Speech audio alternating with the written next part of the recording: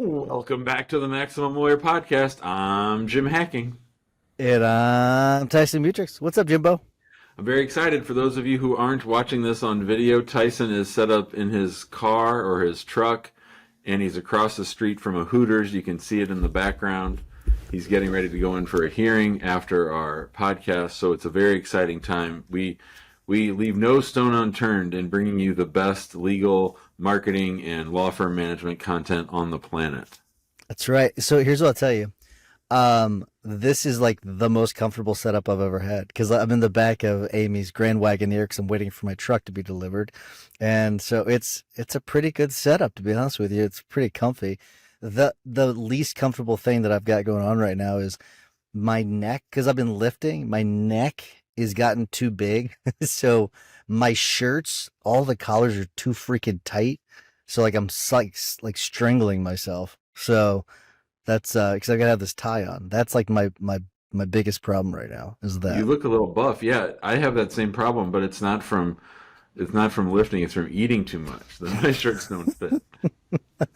Yeah, dude, this thing, it's like so tight. I can't wait to get it off, but I've got a hearing after this, and then I'm gonna take this thing off. I've got shorts and a shirt to change into. And that's what So I'm talking about. Now listen, I wanted to ask you about that listen, truck. Linda.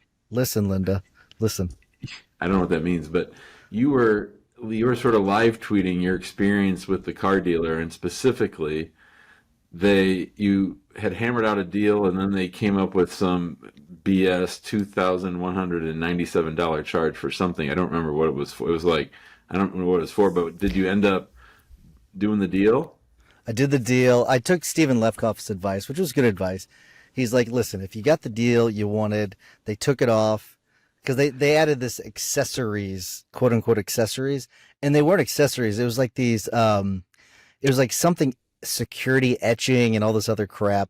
And I said, I'm not paying for that. So they took it off. But Stephen's like, listen, if you got the price you wanted, if it's a good deal, just buy the truck. It's like, okay, I'm gonna buy the truck. So I'm yeah, glad he said that. I'm glad you got the truck you wanted.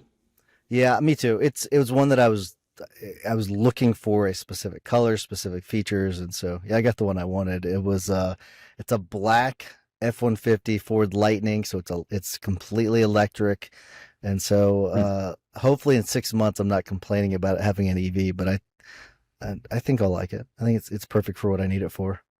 Are you gonna be able to charge it at your house? Yeah, yeah. So there's a variety of options for charging, but I'm gonna have a 240. I think it's 240 volt installed at the house. But then also, you can do. There's like a regular plug you can do, but the charging is like 5 miles an hour, so you don't get a lot out of it. So I'll install the 240 volts, and I'll get more charging. But then you can charge it completely in like 40 minutes if you go to like a supercharger. My buddy has not that. He has that Rivian thing, that truck. Yeah. And that's Stuart. He always has to drive down to Florida, and he says that it's like it charges really fast for the first 60%, but then the back 40% is really slow. So you end up charging more often than they tell you that it's gonna. Yeah, there's all these little rules, but if I can get it set up right, I'll never stop for gas. So because I'm not going to be taking it across the country, so I can go, you know, pretty much anywhere in the state that I need to go for any court appearances. I can go to really, if you really think about it, if it's more than 3 hours, I'm going to be flying there anyways. So, but if it's within that 3 hours, I can drive there and back without a problem, and You should get I'll solar charge it at the panels for your house. roof. My neighbor has got solar panels. He's been trying to get me to buy them because his son sells them, or his son-in-law sells them, and he's been trying to get me to do them. But I've thought about it. It'd be kind of nice. It's he Well, now you have says a he's perfect already reason saving to do money. it. That's Yeah, true. now you have a perfect reason to do it. Be good. Apparently, I don't know if there's still tax credits for, it, but I'm pretty sure there are. There's a $7,500 tax credit for the truck, so Nice. that's pretty. I mean, that's pretty damn good. That's great. Cool. All right, let's talk about some business though. Let's talk about the topic of the day, which I'll let you introduce.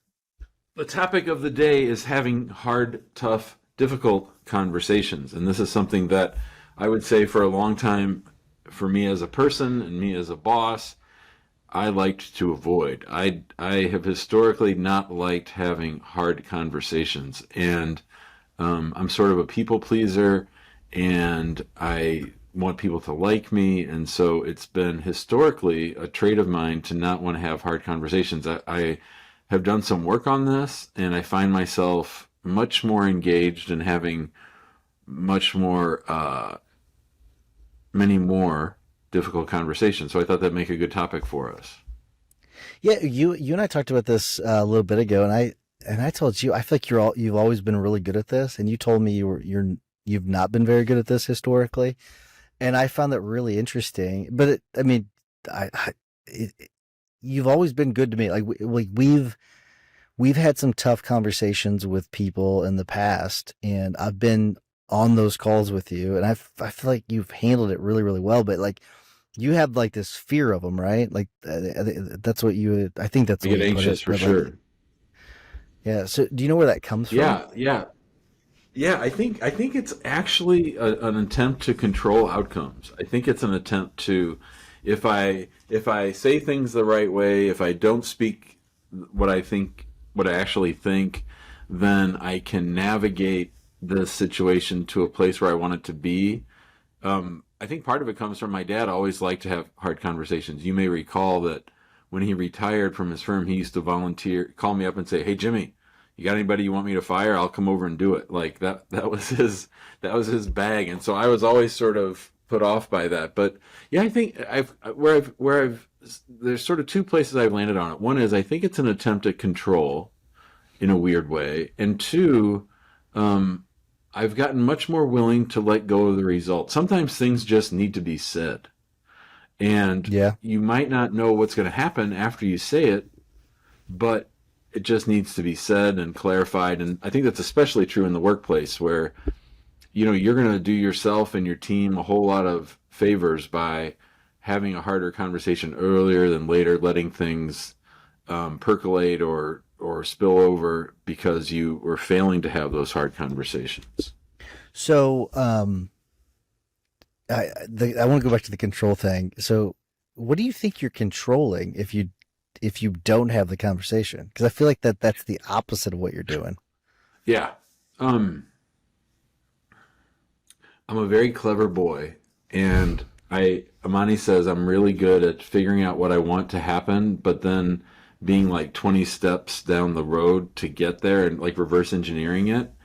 And I think that in my mind, if I have the hard conversation and I say what needs to be said, I don't know what the outcome's going to be. But if I pull punches and I don't say things, then maybe later I can say something that I need to say, or maybe I can guide someone in a different way. I'm not saying this is rational. I'm just saying that this is sort of how my mind works. That sort of it's sort of manipulative, sort of. And when I say controlling, it's.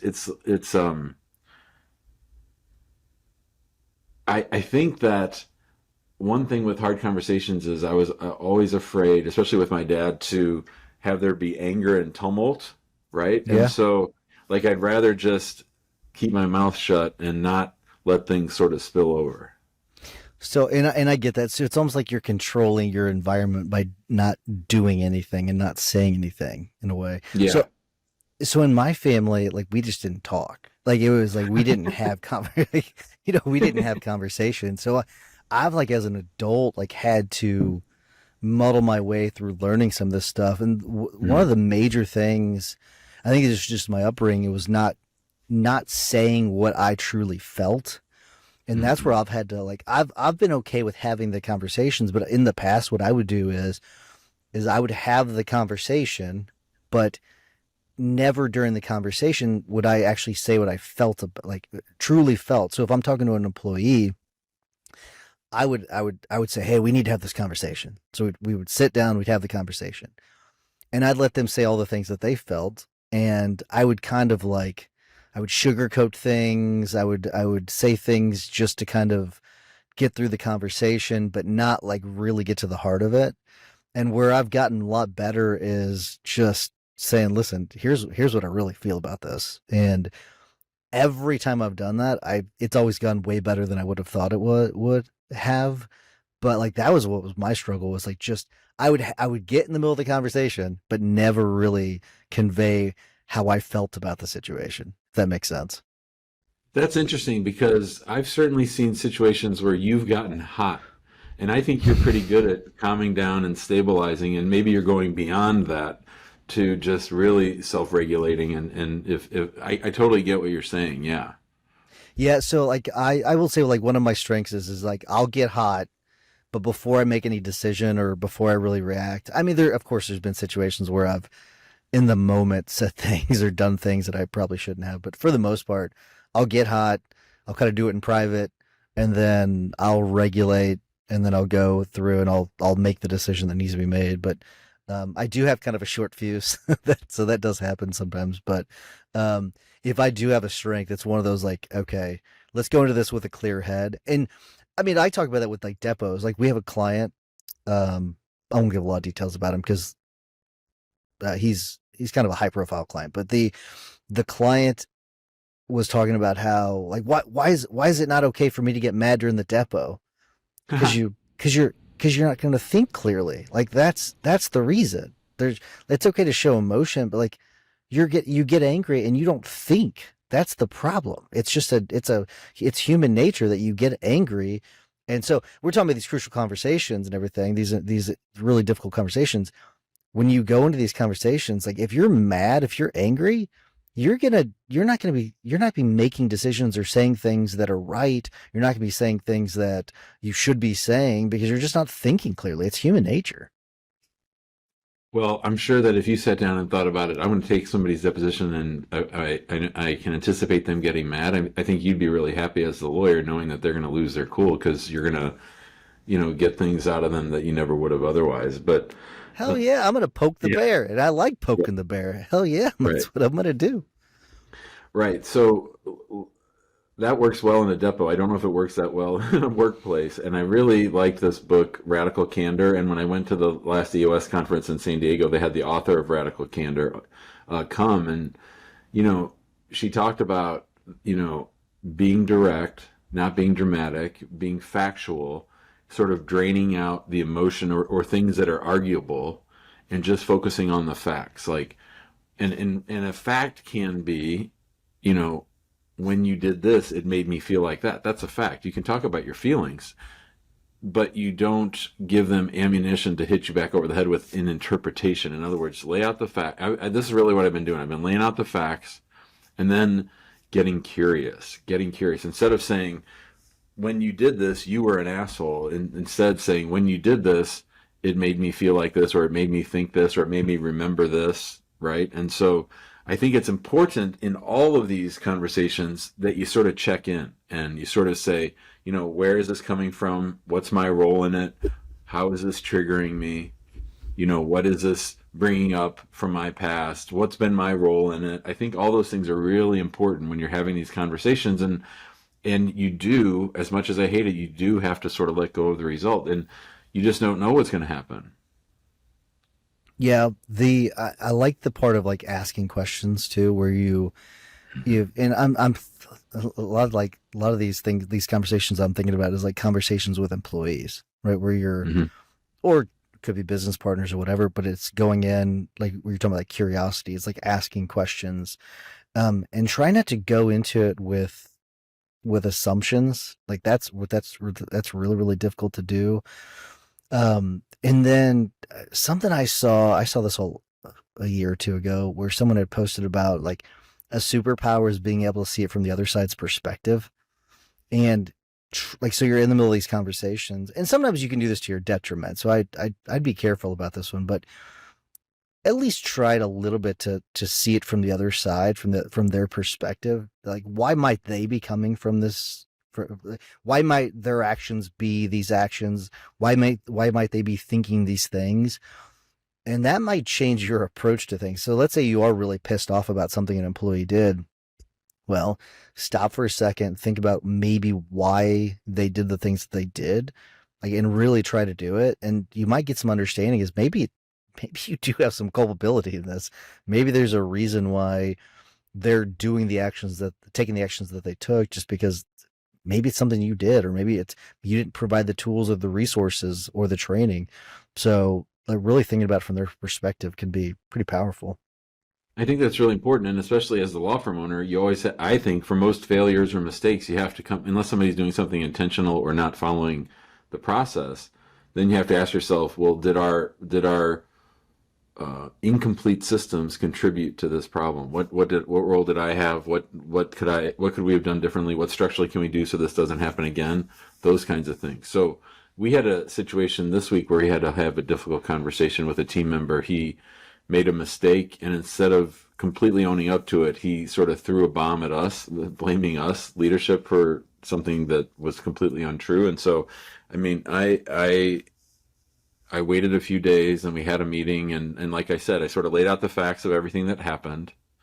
And then I got curious and asked him, what were you thinking here? Or can you see it this way? Or why would you say that? And it was much more effective than being on one of the extremes. One extreme is being super nice and trying not to ever rock the boat so you don't have any hard conversations. Then at the end of the day, you just get pissed at someone and fire them. Or where you're this hothead and you're responding to everything immediately and quickly and sort of overreacting. The middle path is checking in where you're at, seeing what your role is in it, seeing what their role is in it, and then seeing, what are the facts of the situation? How can you fix it? How could you have prevented it?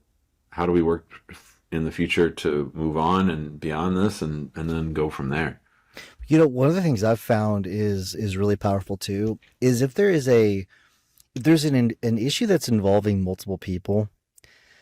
In the past, what we've done is we've done this a few different ways, but we've had separate conversations. I feel like that was the appropriate thing to do is, okay, Jim, I'm going to talk to you separately. Amani, I'll talk to you separately.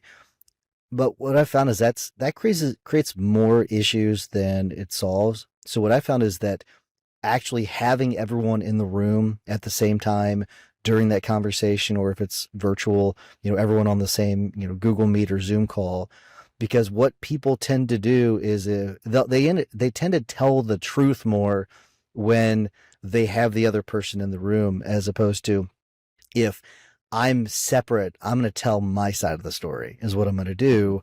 And so having everyone in that room is just to me, far better way of getting to the root of the issue than having them separate. I think that's great, and it's something I hadn't actually thought of. Have you had any other situations lately where you've had to have difficult conversations? I mean, I've been having more and more. I mean, we had to talk to a vendor about a problem that we were having, and we've been finding ourselves in these situations a little more often. And, as you grow and you deal with people, you have more situations. So, how about you? No, I mean, not necessarily. I mean, I had some in December, so I had some tough ones in December, and it was how am I going to put this? You were talking about like coming with facts and everything, and not emotions, and I think that is really effective for a lot of reasons. And I'll be fairly blunt without giving a lot of details. When you're dealing with people that are not very honest, and they tend to lie, coming with facts, just facts, not emotions, is really powerful, and it's effective, and it cuts through, because if you start to give with the emotion, if you lead with emotion, or you make it about emotion, then it gives wiggle room, right? It allows them to kind of weasel out a little bit of stuff. And if you're dealing with people that are dishonest, dealing with the facts are really, really important. And so I've talked about that Spy the Lie book before.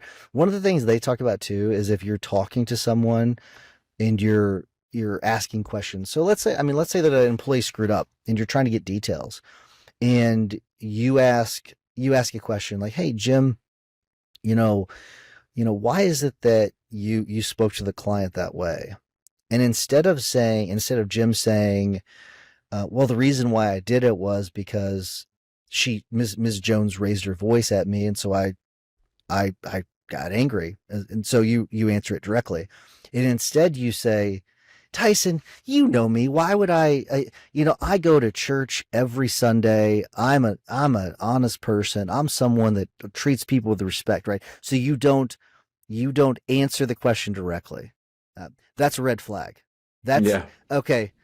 Okay, that's a cute. That doesn't mean that they're lying, but it's a sign that maybe they're lying, and you need to ask some more questions. So if when you're having these difficult conversations, these ones that can be really really tough sometimes, and there can be a lot of emotion in them, even though you are bringing a lot of facts to it. Internally, you're stressed, you're anxious, right? You've got a lot going on.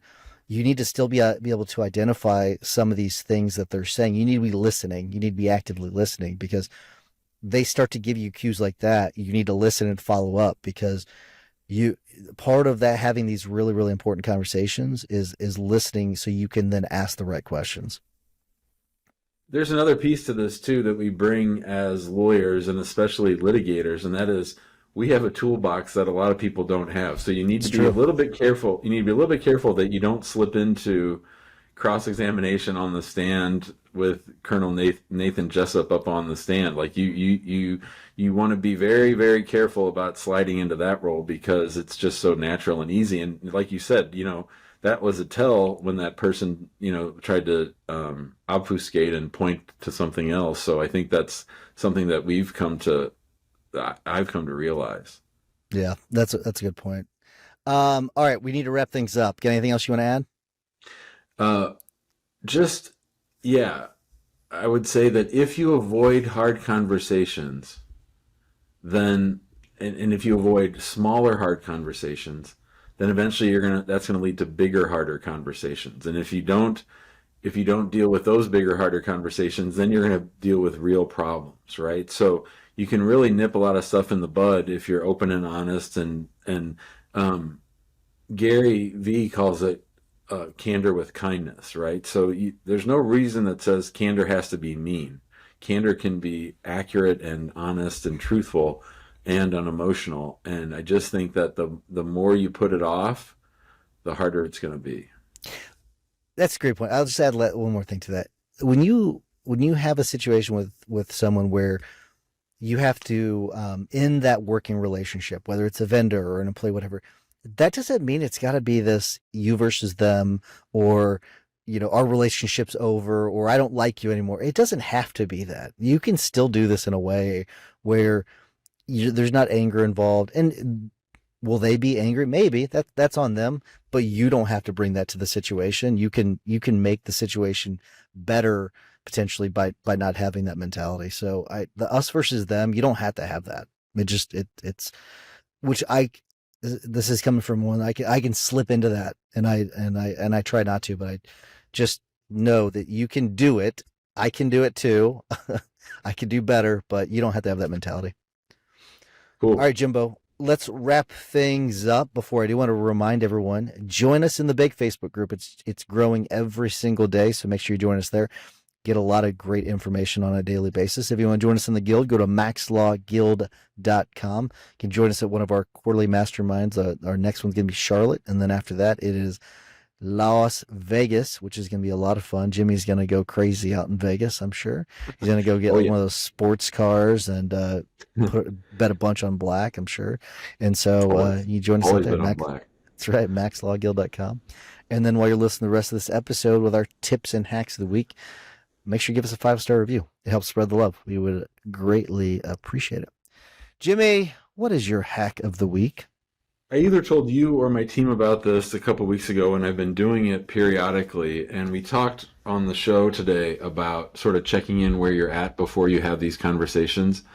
And I don't know where, I came across a hack, if you will, on how to get in touch with where you're at. And what the author suggested was you figure out where in your body the emotion is sitting, and then you figure out what sound, like you try to channel a sound from that part of your body, and then you make that sound, right? And so this reminds me of when the day my dad quit smoking, my grandmother decided to go to the 905 liquor store to get her weekly supply of beer, and she drove right through the red light and totaled my dad's car on the day he was quitting smoking. So we all had to go in and check on him about every half hour. He was laying face down on his bed and he was just going, oh, oh, he was so mad. So, in any event, I've used this for different, and it's weird. The if you try this and if you're in tune, there are parts of your body where different emotions lie. So if you can tap into it before you have that meeting, obviously you don't want to do this in public, but it's something that has helped me so far the last couple weeks. That's so funny. I'm just picturing your dad. I'm picturing you doing it. Actually, is what I'm picturing. So that's Right, hilarious. right. That's so funny. So for mine, I've got so Jim, do you have jumper cables in your car? Hmm. Okay. You don't have Yes, one of these things? You don't have one of these things? I don't. Okay. So my tip of the week, the company, the main company that most people have, I think it's NOCO. I've got a NOCO one in one of my vehicles, but um, so you don't need jumper cables anymore because jumper cables require another vehicle to jump your car. But you have these little things. You've got these little boost boxes. And the reason why I'm recommending it is because it's not just for jumping your vehicle. It actually comes with cables. It fits in a very small case. You can just throw it in your trunk or in your glove box, some of these. But they also double as a battery pack. So this big thing right here is a big battery pack. So if you need to charge on the go, whether you're doing video or laptop, you need to charge your, like, because you could plug your laptop into this too. It's really really handy as the go because we're as lawyers we're always on the go. And so Jim, I can't believe I'm gonna get you one of these because they're freaking awesome. But it prevents you from having to pull up another car up to your vehicle to jumpstart or whatever. But it acts as a flashlight, it's a safety mechanism. But then you could charge your phone, you can charge your laptop, you can charge your iPad, whatever it may be. So highly recommend it. You can get a bunch of them. Just get I think they're called boost boxes or something like that. But I thought that you were going to is say yeah. I thought you were going to say they also serve as a way to torture bad guys in the movies. Well, I don't think you can do that because I think there's a feature that would probably prevent that from shocking Hmm. someone. So, Nice. um, I only say that because I was using it the other day and since I was actually trying to jump my motorcycle and it cut off because it like I touched it against a piece of metal. But all right, Jimbo, that's my tip of the week. Have a wonderful day. I'll talk to you later. Thanks for everything. We'll see you guys next time.